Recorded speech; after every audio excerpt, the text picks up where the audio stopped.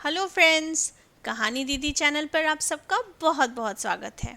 आज मैं आप सबको अकबर बीरबल की जो कहानी सुनाने वाली हूँ उसका नाम है पत्नी का डर। तो बच्चों, हुआ यूं, एक बार की बात थी।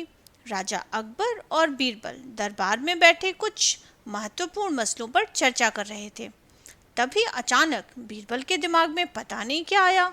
उन्होंने अकबर से कहा, मुझे लगता है कि आदमी अपनी पत्नियों से डरते हैं।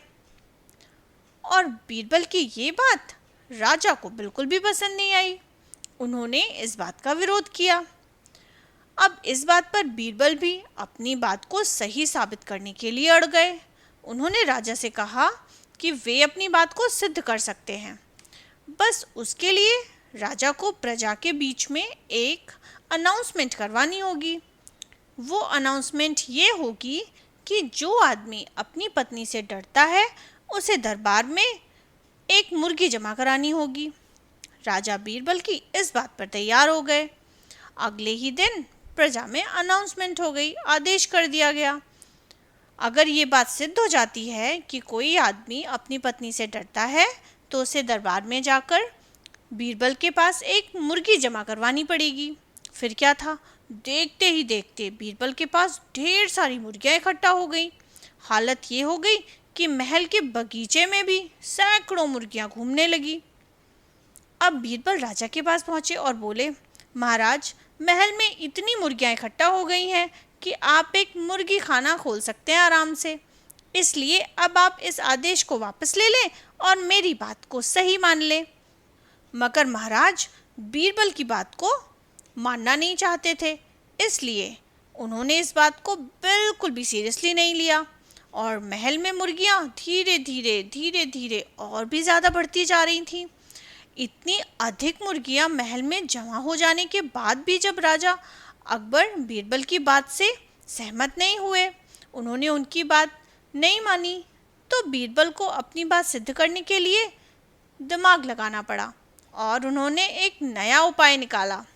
एक दिन बीरबल राजा के पास गए और बोले, महाराज, मैंने सुना है कि पड़ोस के राज्य में एक बहुत ही खूबसूरत राजकुमारी रहती हैं। अगर आप चाहें तो क्या मैं आपका रिश्ता वहाँ पर पक्का कराऊं? ये सुनते ही राजा चौंक उठे और बोले, बीरबल, तुम ये कैसी बातें कर रहे हो? महल में पहले से ही 2 रानियां हैं, महारानियां।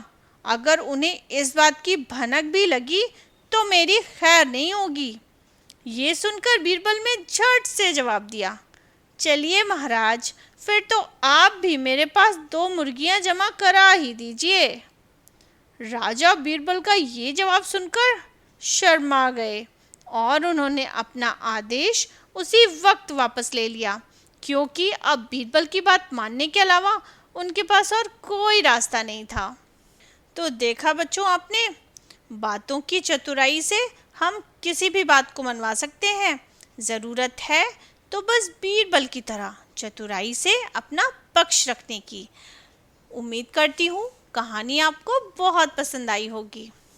अगर कहानी पसंद आई हो तो इसे लाइक शेयर करें और सब्सक्राइब करें मेरे चैनल कहानी दीदी को। मैं आपके लिए ऐसी ढेर सारी मज़ेदार स्टोरीज़ लेकर आती रहूँगी।